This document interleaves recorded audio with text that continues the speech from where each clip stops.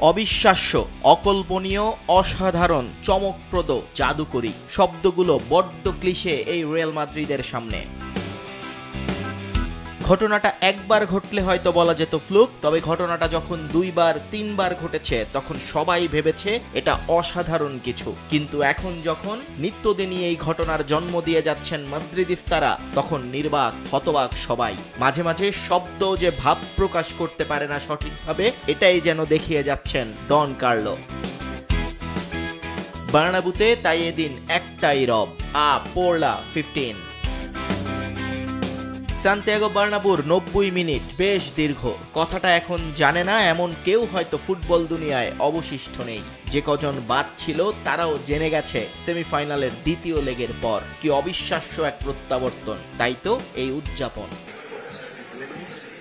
তবে সবকিছুর পরও মাটিতেই পা রাখছেন কার্লো আনচেলত্তি। জানা আছে এখনো শেষ কাজটা বাকি রয়ে গেছে তার, ওয়েম্বলি জয়। দুর্দান্ত এই মৌসুমের শেষ তুলির আঁচড়টায় কোনো ভুল করতে চান না এই ইতালিয়ান।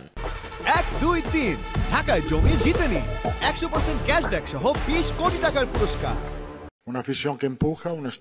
এটা বর্ণনা করা কঠিন না, এটা আসলে অসম্ভব। আমি হয়তো বলবো এটা ম্যাজিক্যাল, কিন্তু এই একটা শব্দ এই পারফরমেন্সকে বোঝাতে পারবে না। এই মাঠ, এই দর্শক, এই টিম সবার কাছেই ইউসিএল এর একটা আলাদা মাহাত্ম্য আছে, আর এটাই রিয়ালকে অন্য সবার চেয়ে আলাদা করেছে।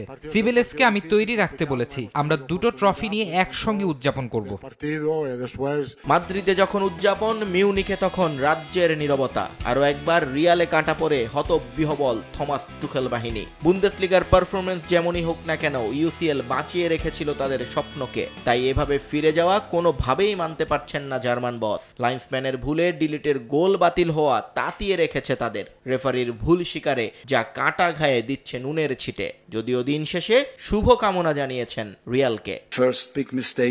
এই দুঃখ প্রকাশ দিয়ে আমি কি করব?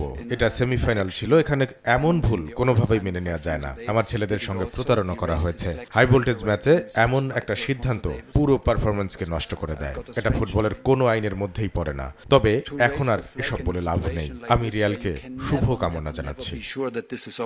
তবে বাভারিয়ানদের এই গোল বাতিলের কান্নাকাটিতে বেশ বিরক্ত কার্লো। ডিলিটের গোল বাতিল যদি রেফারির ভুল হয়, তাহলে নাচোর সঙ্গেও অবিচার হয়েছে বলে দাবি তার। নিয়ন মোহাইমিন, সময় সংবাদ।